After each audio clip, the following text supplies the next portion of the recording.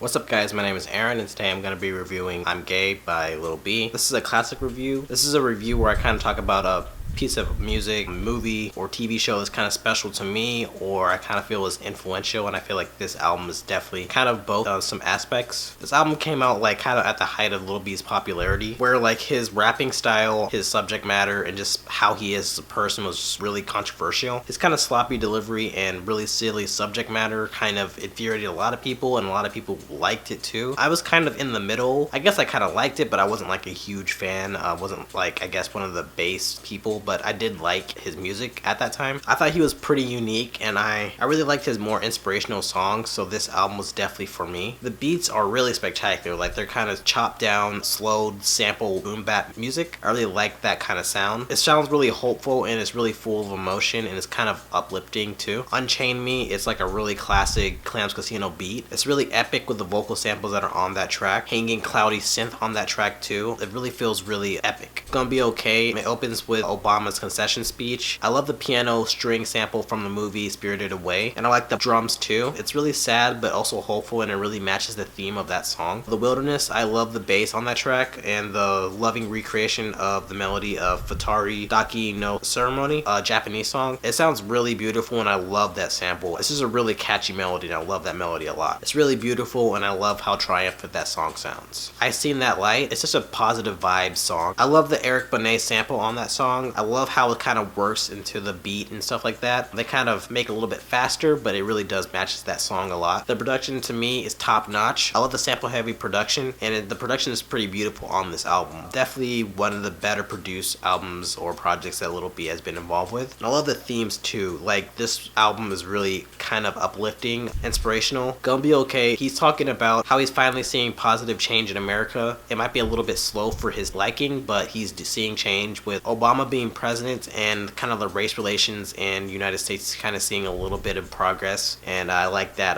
vibe from him. Never Stop Me, I like how he's talking about looking past the haters and kind of focusing on doing bigger and better things. Like, he's kind of ignoring how people kind of talk bad about him. He's just gonna do his own thing. I like that vibe. I Hate Myself is definitely probably the deepest Lil B song that he's ever made. He touches on a lot of subjects on this song. Like, he talks about self-hatred, race relations, police brutality, racism in media. He even talks about like kind of how blacks kind of see each other, like dark skin, light skin type stuff. I really like that he really touches on a lot of these subjects. The themes he talks about like he's like a kid, like kind of experiencing it at the first time. It's really an interesting way to kind of do rap. A lot of rappers don't do that type of rap, but I do like his kind of perspective. And the rapping is definitely hotly contested, but I think at his best here, he raps with a kind of sloppy flow still, but he sounds really focused on here. He kind of sounds like a kid, kind of like that. He's not really being jokey at all. He kind of has like a couple of funny lines, but it's not overly kind of a joke fest. I think it's kind of weird to kind of think of him as just a joke after listening to this album. I feel like